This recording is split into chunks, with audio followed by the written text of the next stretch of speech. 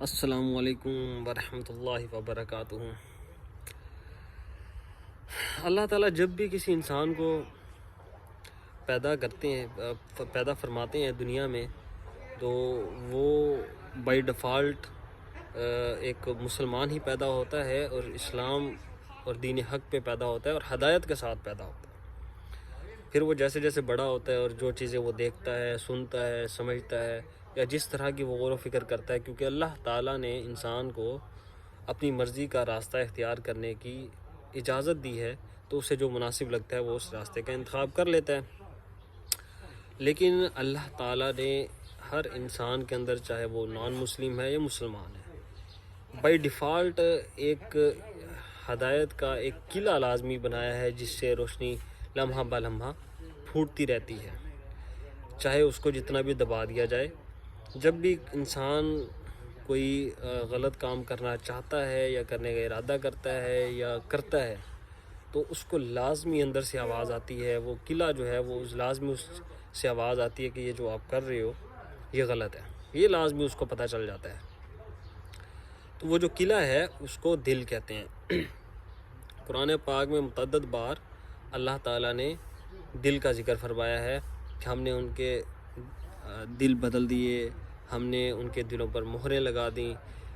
ہم انسان کا جو دل ہے وہ اللہ کی دو انگلیوں کے درمیان ہے۔ اللہ تعالیٰ جب جس کو چاہے ہدایت عطا فرما دیتا ہے، تو وہ ایک ایسا چشمہ ہے جس سے انسان کو صحیح اور غلط کا بھی جو بتاتا ہے، اور جس سے انسان کے لیے ہدایت بھی ہلکی ہلکی پھوٹتی رہتی ہے۔ ایک بڑی خوبصورت مثال اللہ تعالیٰ نے قرآن پاک میں بیان فرمائی ہے مومن کے جو دل ہے اس کے بارے میں۔ اللہ تعالیٰ فرماتے ہیں کہ ایک طاق ہے، اور وہ اس طاق میں ایک چراغ روشن ہے، اور وہ جو طاق ہے، وہ جو چراغ ہے، وہ دونوں ایک شیشے کے اندر ہیں۔ جو طاق ہے دونوں ایک شیشے کے اندر ہیں، جو اس کی روشنی کو، شیشہ اس کی روشنی کو مزید بوسٹ کر رہا ہے، بڑھا رہا ہے اور پھیلا رہا ہے بہت زیادہ۔ تو وہ جو چراغ ہے وہ روشن ہے ایک بابرکت درخت کے تیل سے، جو زیتون کا درخت ہے۔ زیتون کی مثال، اچھا اب اس میں جو طاق ہے وہ، اب یہ ایک ایگزامپل اللہ تعالیٰ نے بیان فرمائی ہے۔ اس سے مراد جو طاق ہے، سب سے پہلے جو طاق ہے اس سے مراد یہ ہے کہ جو ہمارے پرانے زمانے میں یا گاؤں میں وہ گھر کی جو دیواریں ہوتی ہیں، اس میں ایک جگہ بنی ہوتی تھی جس کے اندر ہم دیوا یا لالٹینس یہ چیزیں ہم رکھتے ہوتے تھے، جو تین اطراف سے بند ہوتی تھی، ایک طرف سے اوپن ہوتی تھی، اس کو کہتے ہیں طاق۔ ٹھیک ہے، اس کو طاق کہتے ہیں۔ تو جو طاق، کیونکہ یہاں پہ جو اللہ تعالیٰ مثال بیان کر رہا ہے وہ مومن کے دل کی بیان کر رہا ہے، تو اس سے یہاں طاق سے مراد انسان کا، مومن کا سینہ ہے، اور اس سینے کے اندر جو روشن چراغ ہے اس سے مراد انسان کا دل ہے۔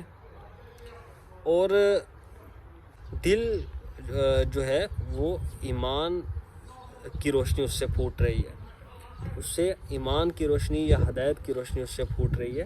اور جو شیشہ ہے جس کے اندر وہ چراغ اور طاق موجود ہیں، اس سے مراد اللہ تعالیٰ کی ہدایت ہے، کہ جب انسان کو اللہ تعالیٰ ہدایت عطا فرما دیتا ہے تو وہ اس روشنی کو جو اس کے سینے میں موجود ہوتی ہے، جو کہ بائی ڈیفالٹ ہر انسان میں ہوتی ہے، پھر وہ اس کو پھیلانا، اس کو بوسٹ کر دیتا ہے اللہ تعالیٰ، وہ پھیلتی ہے، پھر اس تک نہیں رہتی، وہ پھر دوسرے جو مسلمان ہیں یا دوسرے جو انسان ہیں دنیا میں، وہ ان تک بھی پہنچتی ہے۔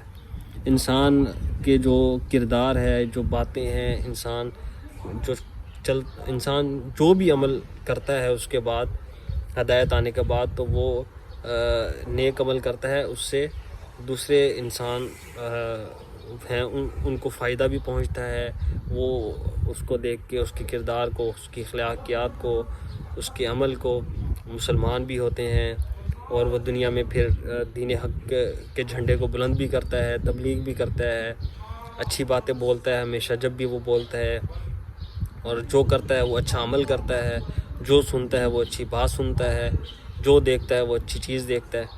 تو یہ مثال اللہ تعالیٰ نے اتنی خوبصورت جو مثال ہے یہ مومن کے سینے کے بارے میں اللہ تعالیٰ نے دی ہے.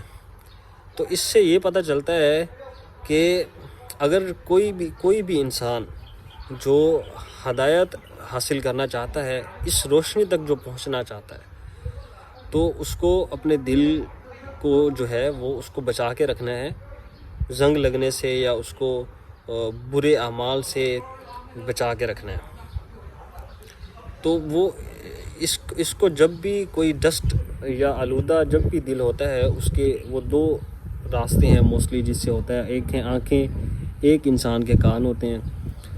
میوزک جو ہے جب بھی آپ سنتے ہو تو وہ اس کی تاثیر یہ ہے کہ انسان جب بھی میوزک سنتا ہے، فار ایگزامپل اگر انسان سیڈ ہوتا ہے تو اس کا دل کرتا ہے میں سیڈ میوزک سنوں، اگر انسان خوش ہوتا ہے تو اس کا دل کرتا ہے میں خوشی والا میوزک سنوں. میوزک کیا کرتا ہے؟ میوزک انسان کے جو ہارمونز ہیں اس کو بوسٹ کر دیتا ہے بہت زیادہ. فار ایگزامپل اگر آپ سیڈ ہو اور وہ آپ سیڈ سانگ سنتے ہو تو آپ اور زیادہ سیڈنس آپ کے اندر پیدا ہوتی ہے، اس ہارمونز کو وہ میوزک ہے بوسٹ کرتا ہے. تو یہ اس لیے حرام اس کو کیا گیا ہے کیونکہ یہ انسان جب اس کو سنتا ہے تو اللہ کی یاد سے غافل ہو جاتا ہے. انسان پھر اس کے اندر مزید سیڈ ہو جائے گا اور یہ بھول جائے گا کہ مجھے اللہ کی طرف رجوع کرنا چاہیے، میرے ساتھ جو بھی معاملہ ہوا اللہ کے ساتھ بات کرنی چاہیے. اور جب وہ خوش ہوتا ہے تو وہ جب سانگ سنتا ہے تو وہ اس کی خوشی کو اتنا بوسٹ کر دیتا ہے کہ وہ اس میں غلط اعمال بھی کر لیتے ہیں، اللہ تعالیٰ کو بھول جاتا ہے. بعض اوقات خوشی میں انسان یہ شراب بھی پی لیتے ہیں اور برے اعمال بھی کر جاتے ہیں. تو اس لیے میوزک جو ہے وہ حرام قرار دیا گیا ہے. تو انسان کا جو دل ہے اس کو آلودہ ہونے سے جب آپ بچانا شروع کر دیتے ہو تو ہدایت کی جو جو چراغ ہے جو جل رہا ہوتا ہے، دل سے جو روشنی پھوٹ رہی ہوتی ہے وہ بڑھنا شروع ہو جاتی ہے، وہ آپ کے جسم میں پھیلتی ہے. جب آپ غور و فکر کرنا شروع کرتے ہو تو وہ پھر ابھرنا شروع ہو جاتی ہے، بوسٹ ہونا شروع ہو جاتی ہے. اور جب پھر اللہ تعالیٰ ہدایت عطا فرما دیتی ہیں پھر آپ کا جو سینہ ہے اندر سے وہ روشن ہو جاتا ہے. پھر آپ جو ہے وہ ایک صحیح رائٹ پاتھ کے اوپر آ جاتے ہو اور اللہ تعالیٰ پھر آپ کی حفاظت فرماتے ہیں. جزاک اللہ.